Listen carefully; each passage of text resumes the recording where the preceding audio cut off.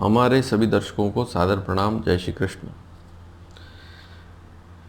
इस नए वर्ष संवत 2077 में 5 ग्रहण पड़ेंगे। तो 5 ग्रहण में 3 चंद्र ग्रहण हैं, 2 सूर्य ग्रहण हैं। लेकिन इस वर्ष विशेष बात यह है कि 3 चंद्र ग्रहण जो हैं वे माध्य अर्थात उपछाया में पड़ने वाले ग्रहण हैं, चंद्र ग्रहण। तो उनकी कोई मान्यता नहीं है। एक 5 जून को पड़ेगा, एक 5 जुलाई को चंद्र ग्रहण पड़ेगा और तीसरा चंद्र ग्रहण 30 नवंबर को पड़ेगा। और सूर्य ग्रहण, सबसे पहला सूर्य ग्रहण 21 जून 2020 को होगा और दूसरा सूर्य ग्रहण 14 दिसंबर 2020 को होगा। लेकिन इस वर्ष जो सूर्य ग्रहण 14 दिसंबर का है वह भी भारत में दृश्यमान नहीं होगा। तो केवल और केवल आषाढ़ मास कृष्ण पक्ष अमावस्या दिनांक 21 जून 2020 को सूर्य ग्रहण, कंकण सूर्य ग्रहण होगा और इसी का विशेष महत्व रहेगा, सूतक भी रहेगा और राशियों पर भी इसके अलग अलग प्रभाव पड़ेंगे। किन राशियों के लिए यह अशुभ रहेगा, देखना भी अशुभ रहेगा, यह भी बताया जाएगा। और इस समय जब सूर्य ग्रहण होगा तो वह समय कौन सा होगा वह भी बताया जाएगा। और उस समय में जितने भी बच्चे जन्म लेंगे उनकी कुंडली किस प्रकार की होगी वह भी बताई जाएगी। और इसमें जन्म लेने वाले बच्चे, उनकी कुंडली में सूर्य की ग्रहण युति कहलाएगी। जब भी आप पंडित के पास जाएंगे तो सूर्य के लिए कहेंगे कि सूर्य तो आपकी कुंडली में ग्रहण युति में है। तो इस विषय को भी समझना होगा। तो इस वीडियो में सारी बात बताई जाएगी। अमावस्या को सूर्य ग्रहण होता है और पूर्णिमा के दिन चंद्र ग्रहण होता है। आप सभी जानते हैं अमावस्या की समाप्ति जब होने वाली होती है उससे पहले ही कुछ समय पहले, कुछ घंटे पहले सूर्य ग्रहण होता है और पूर्णिमा की जब समाप्ति होती है उससे कुछ पहले चंद्र ग्रहण होता है। चंद्रमा का ग्रहण रात्रि में और सूर्य का ग्रहण दिन में दिखाई देता है। यह एक साधारण सी बात है। अब 21 जून के दिन जो ग्रहण होगा, सामान्य सी बात के बीच में चंद्रमा आ जाएगा पृथ्वी और सूर्य के बीच में। यह कंकण है इसलिए सूर्य का कुछ हिस्सा दिखाई देगा। यहाँ पर आपको एक चित्र भी थोड़ी देर बाद दिखाई देगा और उसमें आप देखेंगे कि किस प्रकार की उसकी स्थिति होगी। वैसे तो चंद्रमा हर महीने 12 राशियों को पार करने में चंद्रमा को 27.32 दिन लगते हैं। और सूर्य से युति कब करता है? 29.46 या 29.5 दिन में। वैसे 29.53 है। तो 29.5 दिनों में सूर्य और चंद्रमा की युति अमावस्या के दिन होती है। लेकिन उस दिन राहु भी साथ में आ जाए और चंद्रमा का शर 0 हो जाए। अब ये शर क्या होता है? हमारे ज्योतिष शास्त्र में शर का सीधा संबंध है चंद्रमा का मार्ग। मान लीजिए कि आप किसी मार्ग पर चलते हैं तो मार्ग पर चलते चलते बीच में जो डिवाइडर है उसको कभी क्रॉस करते हैं या रोड के उस साइड जाने का काम पड़ता है तो उस समय आप रोड पार करते हैं। ऐसी ही स्थिति चंद्रमा के साथ भी होती है। क्योंकि इस विषय को बहुत साधारण तरीके से समझाएंगे तभी आप समझ पाएंगे। चंद्रमा पृथ्वी की जब परिक्रमा करता है तो पृथ्वी भी सूर्य की परिक्रमा कर रही होती है। उस समय पृथ्वी की परिक्रमा का रास्ता और चंद्रमा की परिक्रमा का रास्ता 2 स्थानों पर कटता है। इन 2 कटान बिंदुओं को ही राहु और केतु कहते हैं। वास्तव में राहु केतु कोई भी पिंड नहीं है, केवल 2 कटाव बिंदु राहु केतु कहलाते हैं। जब चंद्रमा दक्षिण से उत्तर की तरफ काटता हुआ जाता है तो उसे राहु कहते हैं और जब उत्तर से दक्षिण की तरफ पृथ्वी के मार्ग को काटता हुआ नीचे जाता है तो उसे केतु कहते हैं। उस समय चंद्रमा केतु के साथ रहता है। तो 21 जून 2020 के दिन जो ग्रहण होगा उसमें चंद्रमा सूर्य केतु की युति नहीं होगी, चंद्रमा सूर्य राहु की युति होगी। सूर्य चंद्रमा राहु के साथ होंगे और इसके साथ में बुध भी होगा, तो बुध भी कमजोर स्थिति में होगा, चंद्रमा भी कमजोर स्थिति में होगा और सूर्य को भी ग्रहण लग जाएगा। तो इस समय जन्म लेने वाले बच्चों की कुंडली में 3 ग्रहों की स्थिति गड़बड़ हो जाएगी, राहु के कारण वे ग्रसित हो जाएंगे। प्राचीन कथाओं में भी सुनने में आता है कि राहु अमृतपान कर रहा था और चंद्रमा ने उसकी शिकायत कर दी, इस कारण से भी यह उसको ग्रसता है, ग्रहण लगाता है। तो ऐसी कहानियां भी हमारे पुराणों में लिखी हुई है। तो विषय को आगे बढ़ाएं। अमावस्या रविवार दिनांक 21 जून 2020 दोपहर 12:11 तक रहेगी और इससे पहले ही ग्रहण का प्रारंभ हो जाएगा। कितनी बजे होगा? ग्रहण का स्पर्श प्रारंभ 21 जून 2020 को प्रातः 10:07 पर होगा। ग्रहण का मध्य जब ग्रहण विशेष स्थिति में दिखाई देगा तब आप चित्र भी देखें क्या स्थिति होगी, यह भी दिखाई देगी आपको। 11:47 पर पूर्ण ग्रहण वाली स्थिति जो होगी वह दिखाई देगी। जितना भी ग्रहण होना है 11:47 तक हो जाएगा। उसके बाद आगे चलते चलते वापस ग्रहण समाप्ति को ओर बढ़ेगा और 1:36 दोपहर में ग्रहण का मोक्ष हो जाएगा और मोक्ष होने के बाद भी दोपहर 3:30 के बाद ही आप स्नान करके मंदिरों में दर्शन कर सकते हैं, पूजा पाठ कर सकते हैं, शुभ मांगलिक कार्य कर सकते हैं। तो अब सूतक कब लगेगा? सूतक लगेगा एक दिन पहले शनिवार की रात्रि 10:07 पर। उस दिन 20 जून 2020 होगा। तो इसका तात्पर्य यही हुआ कि ग्रहण जब प्रारंभ होगा 21 जून की सुबह 10:07 पर, तो उससे 12 घंटे पहले सूतक लग जाता है और सूतक में सभी शुभ कार्य वर्जित हो जाते हैं। हालांकि रात्रि का समय है इसलिए कोई विशेष पूजा पाठ रात्रि को लोग करते नहीं, लेकिन प्रातः जब उठेंगे 21 जून के दिन तो उस समय स्नान आदि आपको नहीं करना चाहिए। दोपहर 3:30 बजे बाद ही मंदिरों में जाना, पूजा पाठ करना, भोजन पकाना, खाना, सारी स्थितियाँ, दान पुण्य करना सभी 21 जून की दोपहर 3:30 बजे बाद ही करना होगा। तो यह बात भी आपको समझ में आ गई और मैंने आपको ग्रहण की स्थिति भी बता दी।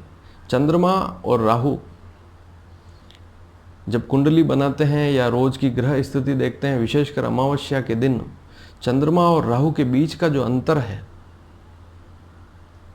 वह 9 डिग्री से अधिक है तो ग्रहण नहीं होगा और 9 डिग्री से कम है तो ग्रहण अवश्य होगा। और चंद्रमा का शर 0 होना चाहिए। जैसा कि मैंने बताया कि चंद्रमा पृथ्वी के रास्ते को काटता हुआ जाता है।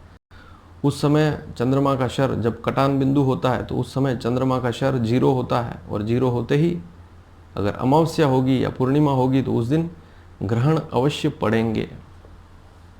और ग्रहण आज के नहीं, वैदिक हैं। तो ग्रहणों में दान पुण्य की प्रक्रिया है, सूर्य के दान कर सकते हैं। तो आपको जो पूजा पाठ दान करने चाहिए वह भी यहाँ नीचे डिस्क्रिप्शन में मैं आपको लिख के दे दूंगा, आप वहाँ पढ़ सकते हैं।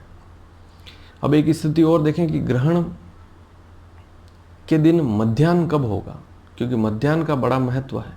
ग्रहण दिखेगा कब? 11:47 पर दिखेगा, लेकिन 11:47 पर सूर्य कहाँ पर होगा? सिर पे नहीं होगा। उस दिन सूर्योदय और सूर्यास्त में से सूर्योदय घटाएं तो 13 घंटे 39 का दिन होगा।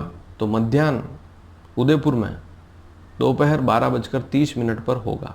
मध्याह्न का अर्थ दिन का मध्य भाग, 12:30 बजे मध्याह्न होगा। और ग्रहण तो मध्याह्न से पहले ही होगा। तो मध्याह्न का अर्थ होता है कि मध्याह्न जब होता है तो सूर्य जो है वो सिर पे आ जाता है, 90 डिग्री पर आ जाता है। हम जैसे खड़े हैं सीधे तो यहाँ कोण बनेगा 90 डिग्री का। हमारे सिर पर अगर सूर्य है तो 90 डिग्री के कोण पर सूर्य दिखाई देगा। लेकिन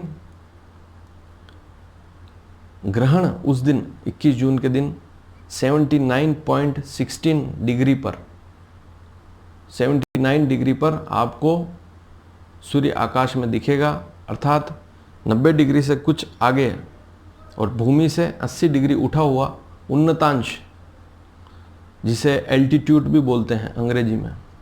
और डायरेक्शन कैसे देखें कि एकदम पूर्व में नहीं होगा, पूर्व से 3 डिग्री दक्षिण की तरफ होगा।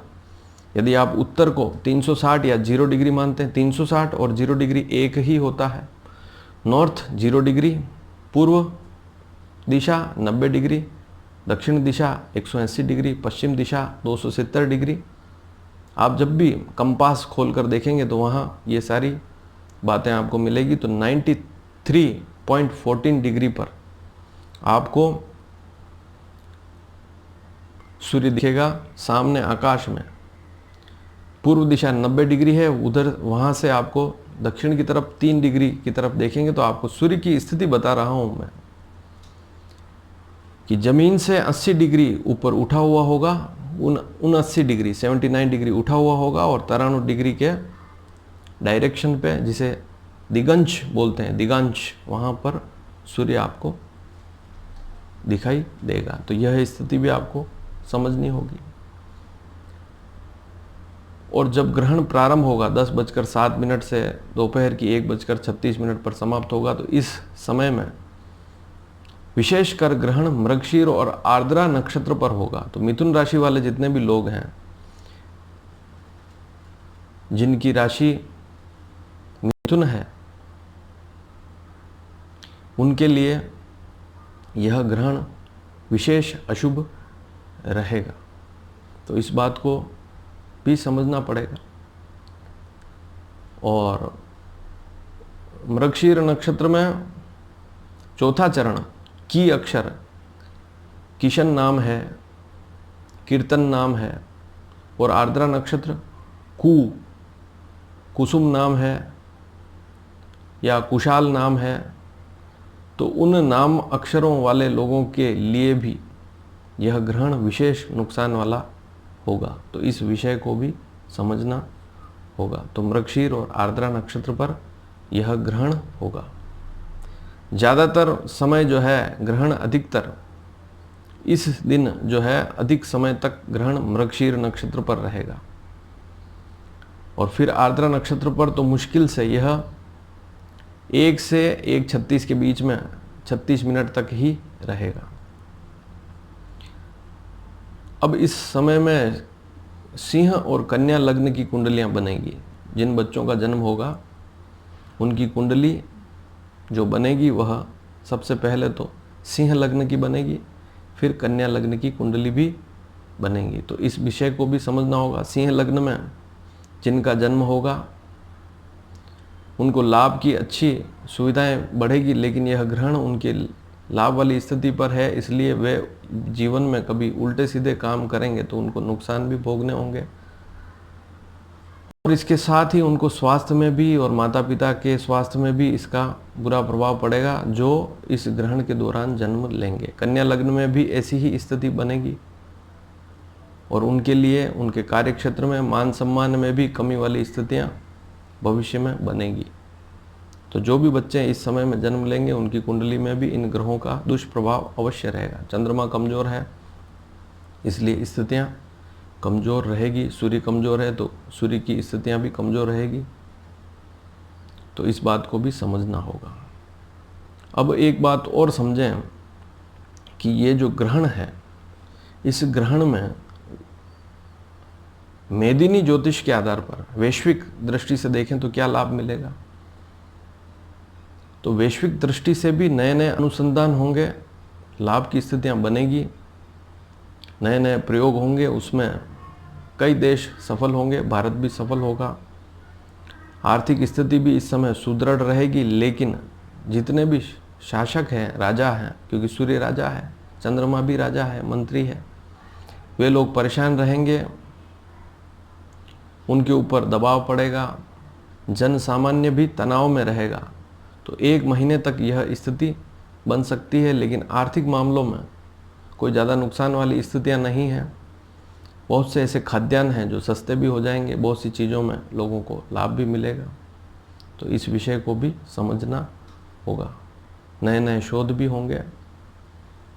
तो यहाँ पर ग्रहण को हम अगर बुरे तौर से समझें तो ऐसा कोई ज़रूरी बात नहीं कि सूर्य हमेशा नुकसान ही देगा, सूर्य का जो ग्रहण है वह नुकसान ही देगा। यह एक खगोलीय घटना है, विशेषकर इसका कुंडलियों पर और राशियों पर प्रभाव अवश्य पड़ेगा। तो उसके बारे में भी आपको अब बता रहा हूँ कि ध्यान से सुने कि यह जो सूर्य ग्रहण है इसका राशि अनुसार क्या क्या प्रभाव पड़ेगा। जैसा कि मैंने बताया कि मिथुन, कर्क, वृश्चिक, मीन, इन राशि वालों के लिए यह ग्रहण देखना शुभ नहीं रहेगा।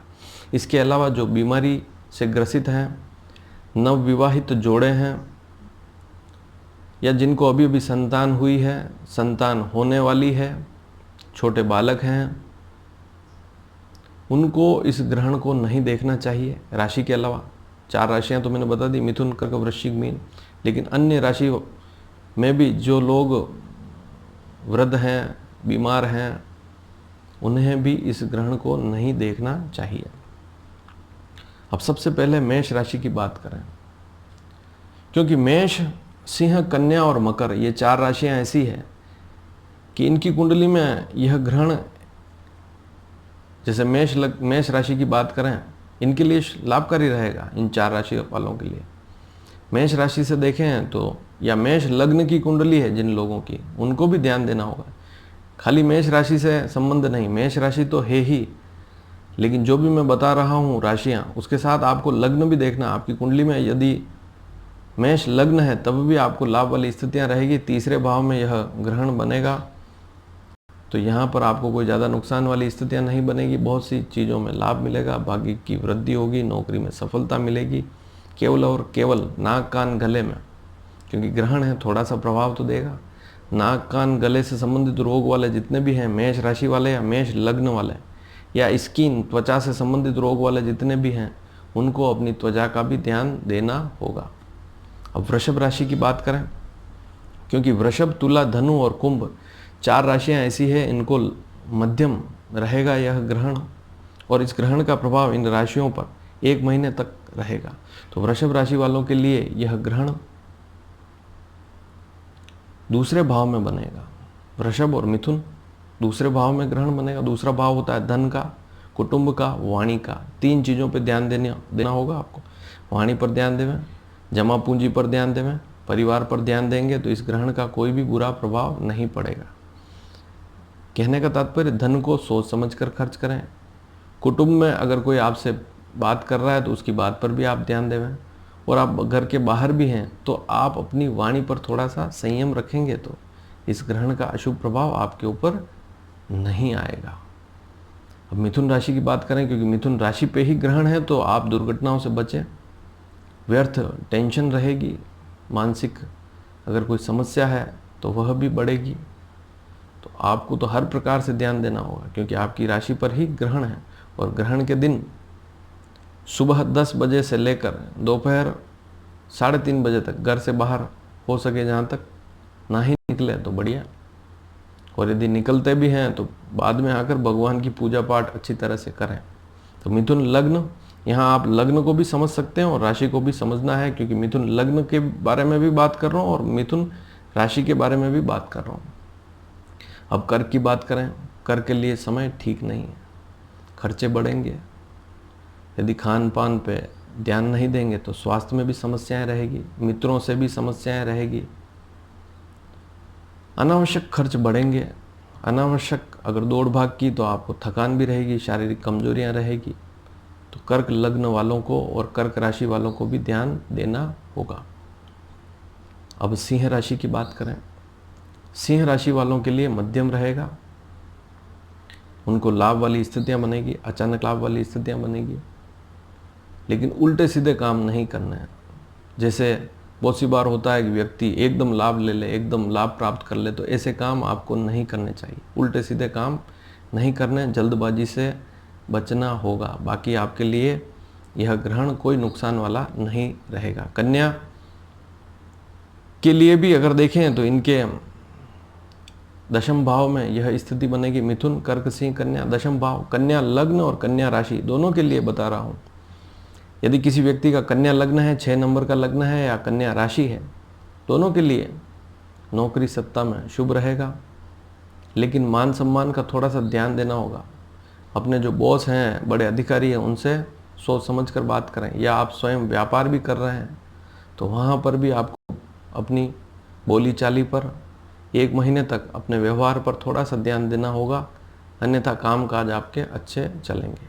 तुला राशि की बात करें और तुला लग्न की भी बात करें तो तुला लग्न वाले लोग और तुला राशि वाले लोग, उनकी कुंडली में यह योग भाग्य स्थान पर बनेगा। और तुला राशि के लिए मैंने बताया कि मध्यम रहेगा उनके लिए भी।